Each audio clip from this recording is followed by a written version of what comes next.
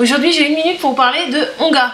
Onga, c'est cette petite bestiole, c'est celui tigre à dents de sabre de la préhistoire. Le principe, pour pouvoir gagner à Onga, il faut être le premier à arriver en fonction du nombre de joueurs à 30 points, à 35 points ou 40 points. Pour ce faire, il y a plein de façons de marquer des points sur le plateau. Le truc, c'est qu'à chaque tour, on va chacun avoir 2 cartes en main comme ça, qu'on va choisir comment on va les poser.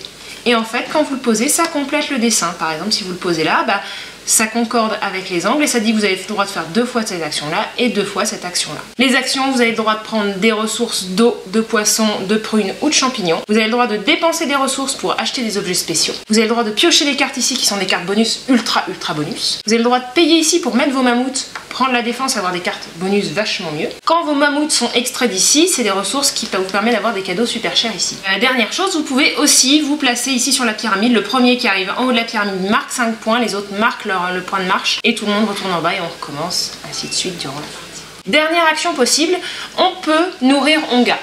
Si je ne nourris pas Onga, cette pourriture d'Onga, parce que c'est une pourriture, il vient chez moi et il se nourrit dans mon stock. En commençant par les poissons, les prunes, les champignons et enfin, s'il a soif, il peut boire aussi. Donc vaut mieux pas trop le garder chez soi et essayer de le refiler aux autres. Et du coup, lui faire des offrandes le plus régulièrement possible. Le problème, c'est que lui faire des offrandes, c'est perdre des actions et perdre des possibilités de jeu. C'est un jeu qui se joue donc de 2 à 4 joueurs, pour des durées d'environ 30 à 45 minutes en fonction du nombre de joueurs, et à partir de 8 ans, sans aucun problème. Un vrai bon premier jeu de stratégie.